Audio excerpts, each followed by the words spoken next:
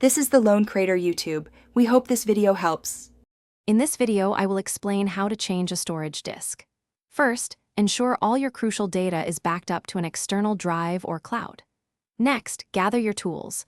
A Phillips head screwdriver, a small flathead, and an anti-static wrist strap are typically needed. Make sure your new storage disk, whether an SSD or HDD, is compatible with your system. Finally, power down your computer and unplug everything before you begin. Now, let's get to the physical swap. Carefully open your computer case, usually by unscrewing 2 or 3 screws on the back panel. Locate your old storage disk and gently disconnect its power and data cables. Remove the old disk from its bay or mounting bracket. Then, slide your new disk into place, secure it with screws, and reconnect the power and data cables firmly. With the new disk installed, it's time for software setup.